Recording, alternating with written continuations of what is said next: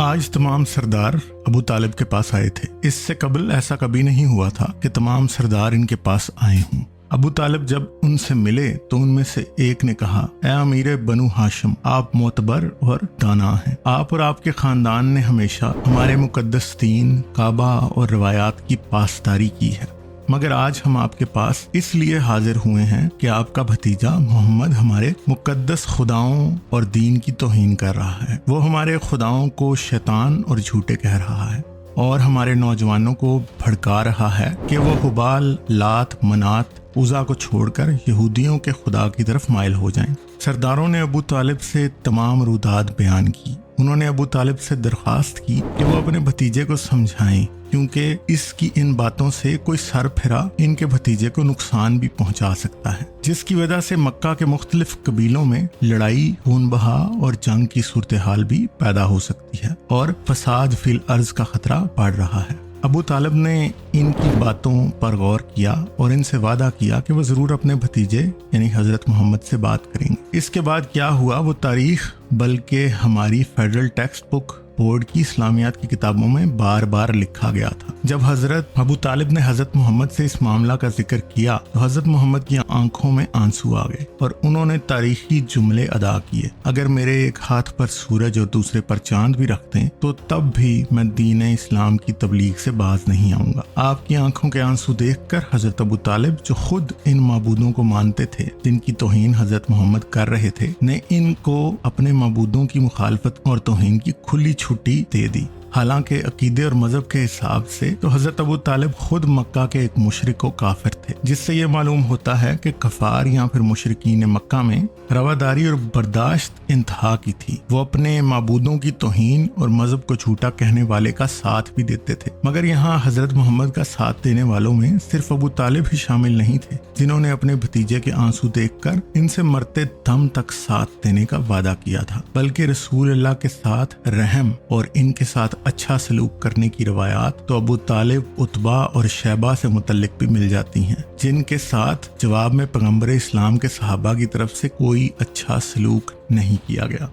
ہمارے اکثر مسلمان دوستوں کی تاریخی معلومات جمعہ کے دن مولانا صاحب کے خطبے، کسی اخبار میں جمعہ کے دن شائع ہونے والے دینی صفحے یا یوٹیوب کے توسط سے حاصل ہونے والی معلومات ہوتی ہیں۔ یہی باور کرایا جاتا ہے کہ جب مکہ میں پیغمبر اسلام نے نبوت کا دعویٰ کیا، اس وقت اسلام قبول کرنے والوں پر بلا امتیاز ظلم و ستم کے پہاڑ توڑے گئے۔ اس ظلم کی داستان کو یوں بیان کیا جاتا ہے کہ گویا کفار مکہ اپنی روزمرہ کی تمام تر مصروفیات ترک کر کے صرف اسلام قبول کرنے والوں پر عرصہ حیات تنگ کرنے کی منصوبہ بندیوں اور سازشوں میں ہی مصروف ہو گئے تھے۔ اکثر اوقات صرف اس طرح کے مبالغہ آمیز جملے سننے کو ملتے ہیں کہ کافروں نے مسلمانوں پر عرصہ حیات تنگ کر دیا، ان کا جینا دوبھر کر دیا، انہیں ہر وقت ایذا رسائی کی منصوبہ بندی کرتے ہوئے دکھایا جاتا ہے، لیکن تفصیلی واقعات بیان نہیں کیے جاتے کہ ظلم و ستم کے پہاڑ توڑے جانے کی تفصیلات کیا تھیں، اور مکہ کے وہ لوگ جنہوں نے اسلام قبول نہیں کیا، جنہیں عرف عام میں مشرکین مکہ کہا جاتا ہے، کے حصے میں ان سادہ لوگ مسلمانوں کا غصہ، بغض اور کدورت اور نفرت ہی آتی ہیں۔ یہ واقعات کس قدر مبالغہ رائی پر مبنی ہیں اور کس قدر حقیقت پر، ہمارے پاس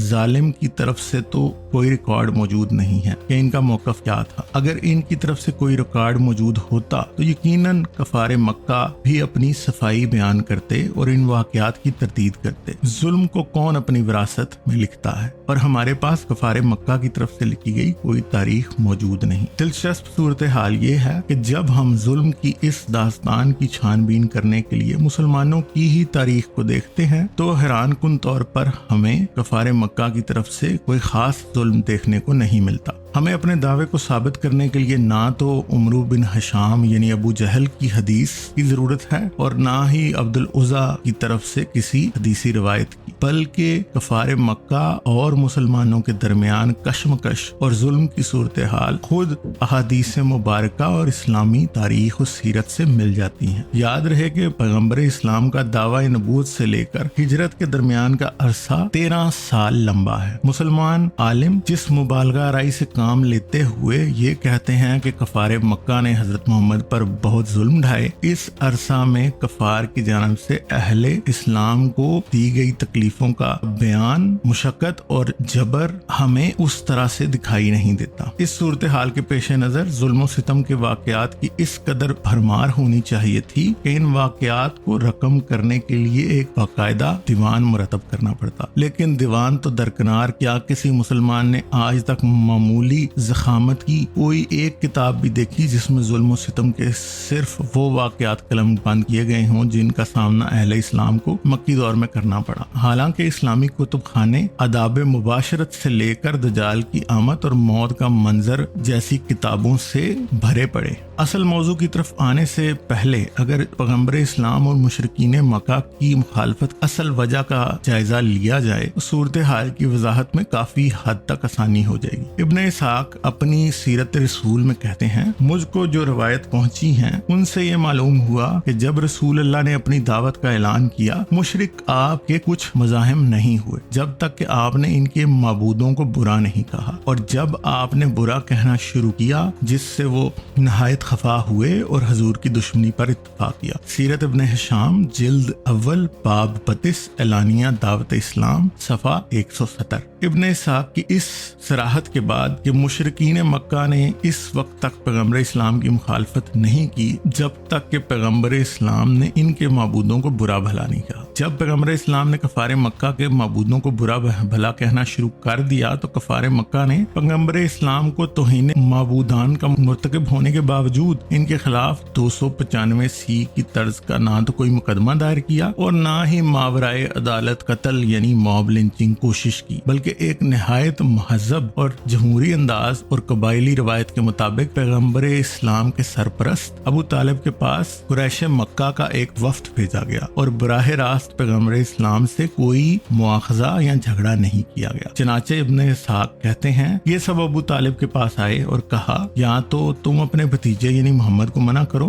کہ وہ ہمارے بتوں کو برا نہ کہے اور ہمارے باپ دادا کو جاہل اور گمراہ نہ بتائے، ورنہ ہم کو اجازت دو کہ ہم خود اس سے سمجھا لیں، کیونکہ اس کی مخالفت میں تم بھی ہمارے شریک ہو، یعنی تم بھی ہماری طرح ہی مسلمان نہیں ہو، بس تم ہمارے اور اس کے درمیان میں دخل نہ دینا۔ سیرت ابن ہشام جلد اول باب 32 اعلانیہ دعوت اسلام صفحہ 170۔ اس بات سے اندازہ کیجئے کہ کفار مکہ کا مطالبہ کیا تھا۔ کفار مکہ نے ابو طالب کے سامنے صرف یہ مطالبہ رکھا تھا کہ تمہارا بھتیجا ہمارے مقدس معبودوں کو برا نہ کہے اور ہمارے باپ دادا کو جاہل اور گمراہ نہ کہے۔ کفار مکہ نے ابو طالب سے ہرگز یہ مطالبہ نہیں کیا تھا کہ اپنے بھتیجے کو منع کرو کہ وہ اپنے دین کی تبلیغ نہ کرے۔ حالانکہ حکمران طبقہ ہونے کی حیثیت سے فائدہ اٹھاتے ہوئے قریش کے سرداروں کو پاکستان کے پینل کوڈ کی 295 اے بی اور سی جیسے کسی کالے قانون کی تکلیف کی ضرورت بھی نہیں تھی۔ جب پیغمبر اسلام نے مکہ سے یثرب کی طرف ہجرت کا ارادہ کر لیا تو اس وقت حضرت محمد کے چچا حضرت عباس نے اہل یثرب سے جو گفتگو فرمائی اسے ملاحظہ کر لیا جائے تو واضح ہو جاتا ہے کہ مکہ میں پیغمبر اسلام کی جان مال اور آبرو کو کسی قسم کا کوئی خطرہ نہیں تھا۔ ابن اسحاق کہتے ہیں کہ پہلے حضرت عباس نے اہل یثرب سے اس طرح گفتگو شروع کی، تم اچھی طرح سے جانتے ہو کہ محمد کا مقام و مرتبہ ہمارے ہاں کیا ہے، ہم نے ابھی تک انہیں ان کے مخالفین سے محفوظ رکھا ہوا ہے، وہ اپنی قوم اور شہر میں رہتے ہوئے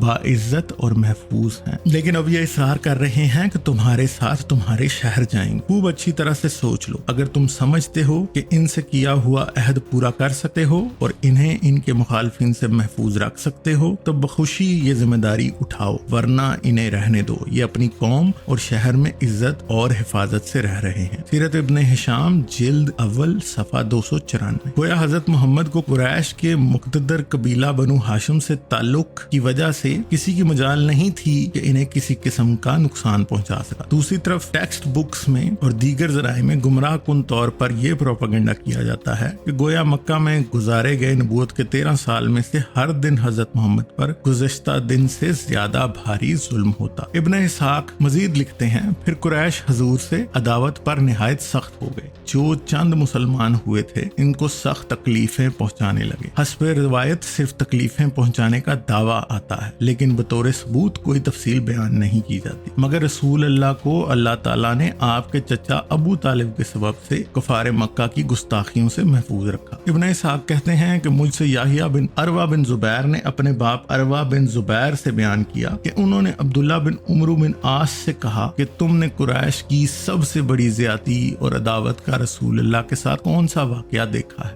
उन्होंने कहा, एक रोज मैं मौजूद था कि कुरैश के सबसे बड़े बड़े लोग हिजर अस्वद के पास खाना काबा में इकट्ठे हुए और रसूल अल्लाह का जिक्र करने लगे और कहते थे कि जैसा हमने इस शख्स पर सब्र किया है ऐसा किसी पर नहीं किया। हमारे दीन को बुरा कहता है और हमारे बुजुर्गों को गुमराह बतलाता है, हमने इस पर बड़ा ही सब्र किया। ये लोग ऐसी ही बातें कर रहे थे कि इतने में हुजूर तशरीफ लाए और आपने हिजर अस्वद को बोसा दिया और तवाफ में मशगूल हुए। और जब आप तवाफ करते हुए इनके पास से गुजरते तो ये आप पर आवाज करते। चुनाचा 3 बार ऐसा ही हुआ और इसका मलाल हुजूर के चेहरा मुबारक पर मुझको मालूम हुआ। और तीसरी आवाज पर फरमाने लगे, ऐ ग्रोह कुरैश, तुम सुनते हो, खबरदार हो जाओ, कसम है उस जात की जिसके कब्जे में मेरी जान है, मैं तुम्हारे पास ज़बा के साथ आया हूँ। रावी कहते हैं कि हुजूर के इस कलाम का ऐसा असर हुआ कि कुरैश सख्ता की हालत में हो गए और जो शख्स इनमें से ज्यादा गुफ्तगू कर रहा था वो हुजूर से नरमी से बातें करने लगा और अर्ज किया, आप तशरीफ ले जाएं। चनाचा आप तशरीफ ले गए। फिर दूसरे रोज ये इकट्ठे हुए और हर तरफ से आपको घेर लिया और कहने लगे कि तुम ही हमारे माबूदों में ऐब निकालते हो और हमारे दीन को बुरा कहते हो। रसूल अल्लाह ने फरमाया, हाँ मैं ही कहता हूँ। रावी कहते हैं कि मैंने एक शख्स को देखा कि इसने हुजूर की चादर मुबारक पकड़ ली। अबू बकर ये हालत देख कर रोते हुए खड़े हुए और कुरैश से कहने लगे कि क्या तुम ऐसे शख्स को कत्ल करते हो जो ये कहता है कि मेरा रब अल्लाह है। तब कुरैश आपको छोड़कर चले गए। रावी कहता है कि ये सख्त वाकया है जो कुरैश का मैंने हुजूर के साथ देखा और कोई वाकया नहीं हुआ। इब्न हिशाम कहते हैं कि कुरैश का एक सख्त वाकया हुजूर की ईज़ा रसानी का मुझको ये पहुंचा कि एक रोज जो आप अपने घर से बाहर तशरीफ लाए तो हर फर्द, बशर, आजाद और गुलाम और छोटे और बड़े ने सब ने आपको कज़्ज़ाब कहा और आपको अजियत पहुंचाई। आप वापस चले आए और सख्त रंजीदगी की हालत में मुंह लपेट कर लेट रहे। इसी वक्त अल्लाह ताला ने ये आयत नाजिल फरमाई, या अय्युल मुदस्सिर, ऐ मुंह लपेटने वाले, खड़े हो और लोगों को अज़ाब इलाही से डराओ। सूरह मुदस्सिर की बयान करदा वाकया से साबित होता है कि पैगंबर इस्लाम को महज कुरैश मक्का की तरफ से जुबानी तौर पर तशद्दुद का निशाना बनाया गया। यहाँ एक वाकया में एक शख्स ने चादर पकड़कर खींचा और इब्ने इसहाक वाज़े तौर पर गवाही दे रहे हैं कि पैगंबर इस्लाम को इससे ज्यादा जिस्मानी तशद्दुद का सामना नहीं करना पड़ा। क्या हमारे मुसलमान भाइयों के लिए खुद पैगंबर इस्लाम के सगे चचा हजरत अब्बास और आलम इस्लाम के सबसे पहले सीरत निगार इब्ने इसहाक की ये गवाही काफी नहीं? रसूल अल्लाह को अल्लाह ने इनके काफिर चचा के सबब से काफिरों की गुस्ताखियों से महफूज रखा। क्या यह मुकाम फिक्र नहीं कि अगर पैगंबर इस्लाम के साथ कोई नारवा सलूक पेश आया होता तो क्या सहाबा कराम इसे रवायत ना करते? इब्ने इसहाक ऐसी कोई रवायत क्यों कर अपनी सीरत की किताब में बयान नहीं करेंगे, जबकि उन्होंने अपनी किताब में हर बारीकी को बयान किया है। हजरत अब्बास और इब्ने इसहाक की गवाही इस अमर की तरफ काफी इशारा है कि पैगंबर इस्लाम को तकलीफ पहुंचाने के लिए वाकयात दौरे सहाबा के बाद घड़े गए। एक तरफ तो पैगंबर इस्लाम अपने काफिर चचा की बदौलत खसूसी प्रोटोकॉल से फायदा उठाते हैं और दूसरी जानिब पैगंबर इस्लाम की ही वजह से कुरैश का सबसे बड़ा सरदार उमरू बिन हिशाम यानी अबू जहल पैगंबर इस्लाम के एक दूसरे मुसलमान चचा हजरत हमजा के हाथों जिस्मानी तशद्दुद का निशाना बनता है, जिसकी तफसील कुछ यूं है। इब्ने इसहाक कहते हैं कि मुझसे कबीला असलम के एक शख्स ने बयान किया कि एक रोज हजूर सफा की पहाड़ी के पास तशरीफ रखते थे। अबू जहल ने आपको बहुत नासजा कहना शुरू किया और बहुत कुछ जुबानी अजियत आपको पहुंचाई। आप खामोशी से सुनते रहे और कुछ ना फरमाया। वहीं अब्दुल्ला बिन जदआन बिन उमरू बिन काब की आजाद लौंडी का घर था। वो अपने घर में से अबू जहल की सारी बातें सुन रही थी। फिर अबू जहल हजूर को कह सुनकर खाना काबा के पास कुरैश की एक मजलिस में जा बैठा और हजूर भी अपने घर चले गए। इसके थोड़ी देर बाद हजरत हमजा बिन अबू तालिब अपनी कमान लिए हुए सफा पर आए, क्योंकि आप रोजाना तीरंदाजी की मशक के वास्ते तशरीफ ले जाते थे और वहां से फारिग होकर खाना काबा का तवाफ करके फिर घर जाते थे और रास्ता में जिस जगह से गुजरते वहां लोगों से सलाम अलैक करके इनसे बातचीत भी करते। और कुरैश में आप निहायत बहादुर और शजा जवान थे। कर्ज के जिस वक्त आप सफा पर तशरीफ लाए, इस औरत ने अबू जहल के हजूर को बुरा भला कहने का सारा वाकया आपसे बयान किया। काश कोई रावी ये भी बयान कर देता कि अबू जहल ने क्या कहा था, मगर यहाँ सारे रावी खामोश हैं। जिसके सुनते ही हजरत हमजा सख्त गुस्से में आ गए। आप वहाँ से फौरन मस्जिद हराम में अबू जहल की तलाश के वास्ते तशरीफ लाए। देखा तो वो लोगों में बैठा था। حضرت حمزہ اس کے قریب آئے اور اس زور سے اپنی کمان اس کے سر پر ماری کہ اس کا سر پھٹ گیا، اور فرمایا کہ تو میرے بھتیجے کو سخت سست کہتا ہے، میں بھی اس کے دین پر ہوں اور جو وہ کہتا ہے وہی میں بھی کہتا ہوں، اگر تجھ میں کچھ طاقت ہو تو مجھ کو جواب دے۔ بنی مخزوم کے چند آدمیوں نے چاہا کہ ابو جہل کی حمایت میں کھڑے ہوں، مگر خود اس نے ان کو منع کر دیا۔ دلچسپ بات یہ ہے کہ یہ واقعات ابن ہشام نے نبوت کی شہرت اور قریش کی ایذا رسانیہ کے عنوان سے بیان کیے گئے واقعات میں لکھا ہے، لیکن پورے چیپٹر میں کفار قریش کی نسبت مسلمانوں کی جانب سے تشدد اور لڑائی کے واقعات زیادہ بیان ہوئے۔ طبقات ابن سعد میں مذکور ہے کہ ابو طالب کے انتقال کے بعد پیغمبر اسلام گھر میں ہی رہنے لگے اور باہر نکلنا کم کر دیا۔ قریش کو وہ کامیابی حاصل ہو گئی تو اب تک حاصل نہ ہوئی، تو عبد العزا یعنی ابو لہب، جسے انتہائی شقی القلب دشمن اسلام کے طور پر پیش کیا جاتا ہے، کو معلوم ہوا تو وہ آپ کے پاس آیا اور کہا، اے محمد، آپ جہاں چاہتے ہیں جائیے، جو کام آپ ابو طالب کی زندگی میں کرتے تھے کیجیے، لات کی قسم جب تک میں زندہ ہوں کسی کی آپ تک رسائی نہ ہو۔ ابن الغلیطہ نے رسول اللہ کو برا بلا کہا تھا، ابو لہب اس کے پاس آیا اور اسے برا بلا کہا تو وہ چلاتا ہوا بھاگا کہ اے گروہ قریش، ابو عتبہ یعنی ابو لہب بے دین ہو گیا۔ قریش آ گئے اور ابو لہب کے پاس کھڑے ہو گئے۔ ابو لہب نے کہا، میں نے دین عبد المطلب کو ترک نہیں کیا، مگر میں ظلم سے اپنے بھتیجے کی حفاظت کرتا ہوں، یہاں تک کہ یہ جس کام کا ارادہ کرتے ہیں اس کے لیے چلے جائیں۔ قریش نے کہا، تم نے اچھا کیا، خوب کیا اور صلہ رحم کیا۔ اب اس واقعہ میں ذرا اخلاق ابو لہبی اور اخلاق محمدی کا موازنہ بھی کر لیجیے۔ چچا نے کیسے ہزار مخالفت کے باوجود محض رشتہ داری اور محبت کی بنیاد پر اپنی اخلاقی ذمہ داری کا پاس کیا، اور کیسے بھتیجے نے اس حسن سلوک کا جواب ابو لہب کا لقب عطا کر کے دیا۔ اور قریش کا جواب بھی ملاحظہ کیجئے کہ قریش نے عبد العزا کو برا بھلا کہنے کے بجائے اس کے حسن سلوک کی ستائش کی۔ علامہ اقبال کا ایک شعر ہے، ستیزہ کار رہا ازل سے تام روز، چراغ مصطفی سے شرار بولہبی۔ لیکن یہ واقعہ جاننے کے بعد انصاف کا تقاضا تو یہی ہے کہ یہ شعر کچھ یوں پڑھا جائے، ستیزہ کار رہا ہے ازل سے تام روز، شرار مصطفی سے چراغ بولہبی۔ ہمارے سادہ لو مسلمان بھائی جنہوں نے اسلامی تاریخ کبھی نہیں پڑھی سمجھتے ہیں کہ کفار مکہ نے بارہا پیغمبر اسلام کے قتل کے منصوبے بنائے، لیکن اگر سیرت کی کتابوں میں ان واقعات کی تفصیل دیکھی جائے تو یہ بات واضح ہو جاتی ہے کہ قریش اپنی قبائلی روایات کے ہاتھوں مجبور تھے، اور اسی مجبوری نے انہیں پیغمبر اسلام کے خلاف کسی بھی قسم کے انتہائی اقدام سے باز رکھا۔ قریش کو معلوم تھا کہ اگر انہوں نے پیغمبر اسلام کو قتل کر دیا تو سب سے پہلے تو پیغمبر اسلام کا پورا قبیلہ بنو ہاشم، جو سردست و مشرکین مکہ کا ہم مذہب ہے، بعد میں قبائلی روایت کے مطابق پیغمبر اسلام کے قصاص کے لیے کمر بستہ ہوگا، اور ان کے ساتھ ان کے تمام قبائلی حلیف بھی اپنے نظریاتی اختلاف کو پس پش ڈال کر محمد کے لواحقین کا ساتھ دینے پر مجبور ہوں۔ چنانچہ قریش مکہ کی اسی اصول پرستی کا پورا فائدہ حضرت محمد کو حاصل ہوا، اور وہ 13 سال تک مشرکین مکہ کی مذہبی دل آزاری کرتے رہے، ان کے معبودوں کی توہین فرماتے رہے، اور ان کے آباء و اجداد کو جہنمی اور لعنتی قرار دے کر ان کے سینے پر مونگ تلتے رہے۔ اسلامی روایت ہی کی روشنی میں ہجرت یثرب کے وقت ایک واحد موقع نظر آتا ہے جہاں قریش اور اس کے ذیلی قبائل پیغمبر اسلام قتل پر عملی طور پر آمادہ نظر آتے ہیں، لیکن اس کی منصوبہ بندی کے لیے جو مجلس منعقد ہوتی ہے اس کا احوال پڑھ لیں کہ قبائلی روایات کی موجودگی میں یہ کوئی آسان کام نہ تھا۔ ابن ہشام کے مطابق قریش کے زعما نے قصاب بن کلاب کے مکان، جس سے دار الندوہ کہا جاتا تھا، وہاں ایک مجلس مشاورت کا انعقاد کیا۔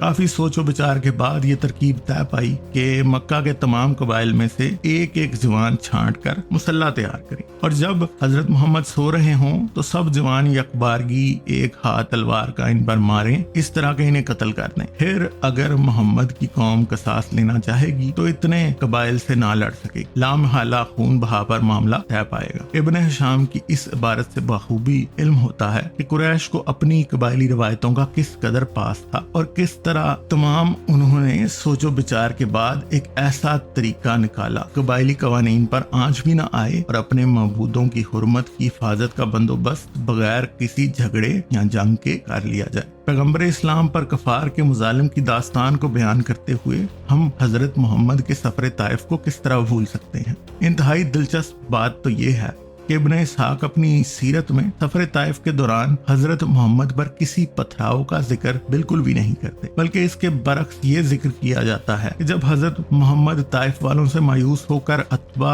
اور شیبہ جو کہ حضرت محمد کے بدترین دشمن تھے کہ باغ کی ایک دیوار کے پاس انگور کی بیل کے سائے میں تشریف فرما ہو گئے تو عتبہ اور شیبہ نے حضور کو کس حالت میں دیکھا تو ان کو آپ پر ترس آیا اور انہوں نے اپنے نصرانی غلام عداس کو کہا کہ انگور کے خوشے طباق میں رکھ کر رسول اللہ کے پاس لے جاؤ اور ان سے کہو نوش کریں۔ عداس نے ایسا ہی کیا۔ طبقات ابن سعد کی روایت کے مطابق حضرت محمد 10 روز تک اور ایک اور روایت کے مطابق 1 ماہ تک طائف میں قیام فرما رہے۔ اگر پتھراؤ والا واقعہ پیش آیا ہوتا تو کیا پیغمبر اسلام 10 روز یا 1 ماہ تک طائف میں قیام فرما؟ طائف سے واپسی پر جنات سے ملاقات کا ذکر تو ملتا ہے، لیکن سرور کائنات کے زخمی ہونے کا کسی ایک بھی روایت میں کوئی ذکر موجود نہیں۔ نیز یہ بھی واضح ہو چکا ہے کہ اس دور کی قبائلی روایات کس قدر مستحکم اور عصبیت پر مبنی تھی۔ اگر پتھراؤ کا واقعہ پیش آیا ہوتا تو کیا حضرت محمد کا قبیلہ اس پر خاموش رہتا؟ ابو سفیان جو کہ اس وقت قریش کا سردار تھا، اپنی قبائلی ذمہ داری کی بدولت وہ بھی خاموش نہ رہتا، بلکہ حتی المقدور رد عمل ضرور ظاہر کرتا۔ پیغمبر اسلام کے جانثار چچا حضرت حمزہ اور حضرت عباس اور ان کے دیگر حمایت کنندہ اس اندھوناک واقعہ پر کیوں خاموش رہے؟ اگر طائف میں پتھراؤ سے زخمی ہونے کے واقعہ کو بھی مان لیا جائے تو پیغمبر اسلام نے ہجرت یثرب کے بعد اپنے مخالفین کے ساتھ جو سلوک روا رکھا اس کا اس سے موازنہ کیا جائے تو اس واقعہ کی چندہ اہمیت بھی باقی نہیں رہتی۔ ہمارے ہاں کی ٹیکسٹ بکس میں اس واقعہ کو عرصہ دراز سے معصوم اور کچے ذہنوں میں نقش کرایا جاتا ہے کہ پیغمبر اسلام جب نماز پڑھنے جاتے تو ایک بڑھیا ان پر روزانہ کچرا پھینکا کرتی۔ ایک روز جب اس بڑھیا نے کچرا نہ پھینکا تو پیغمبر اسلام اس کی خیریت دریافت کرنے کے لیے ہر جا پہنچے۔ جو علیل تھی تو حضرت محمد نے اس کی عادت کی۔ یہ واقعہ کسی حدیث کی کتاب میں مذکور نہیں، جس سے یہ اندازہ لگایا جا سکتا ہے کہ پیغمبر اسلام کو اچھا ثابت کرنے کے لیے بہت سی جھوٹی باتیں بھی گھڑی گئی ہیں۔ تو آپ آج کی ساری گفتگو سے یہ اندازہ لگا سکتے ہیں کہ رسول اللہ پر کفار مکہ نے کس قدر ظلم کیے، وہ کتنے ظالم اور سخت تھے، اور اس پیغمبر اسلام کو کتنی مخالفت کا سامنا کرنا پڑا، اور بعد ازاں ایک ایک کر کے مشرکین مکہ قتل ہوتے رہے تو کیا ان کا قتل ہونا انصاف پر مبنی تھا؟ جس طرح آج مسلمان اپنے دین اور مذہب کی حفاظت کے لیے تلوار اٹھا لیتے ہیں اور کفار و مشرکین اور گستاخوں اور مرتدوں کو مارتے ہیں، کفار مکہ میں اس قسم کی کوئی روایت موجود نہیں۔ وہ انتہائی روادار یعنی برداشت والے اور جمہوری رویہ رکھنے والے لوگ، وہ فساد فی الارض میں یقین نہیں رکھتے تھے اور وہ ہمیشہ رسول اللہ کے ساتھ اچھا سلوک کرنے کی کوشش میں مصروف رہتے تھے، مگر اس کا جواب کیا ملا یہ سب آپ اسلامی تاریخ اور حدیث کی کتابوں میں دیکھ سکتے ہیں۔ اگر آپ کو یہ ویڈیو پسند آئی تو اسے لائک کریں، چینل کو سبسکرائب کریں، آل نوٹیفیکیشنز آن کر لیں۔ کامنٹ باکس میں مجھے ضرور بتائیں کہ آپ کو یہ ویڈیو کیسی لگی اور اس میں موجود واقعات سے کیا آپ کو ایسا لگتا ہے کہ رسول اللہ پر کفار مکہ کی طرف سے بہت بڑے بڑے ظلم ڈھائے گئے۔ اس کے ساتھ ساتھ آپ اس چینل کے کام کو سپورٹ کرنے کے لیے اور اس میں اپنا حصہ ڈالنے کے لیے اس چینل کو پیٹریون یا پھر چینل ممبرشپ کے تھرو سپورٹ کر سکتے ہیں۔ پیٹریون کا لنک ویڈیو کی ڈسکرپشن میں ہے۔ آپ بائی می اے کافی یا پے پال کے ذریعے بھی چینل کی سپورٹ بھیج سکتے ہیں۔ اپنا بہت سا خیال رکھیے گا، میں آپ سے ملوں گا اگلی ویڈیو میں۔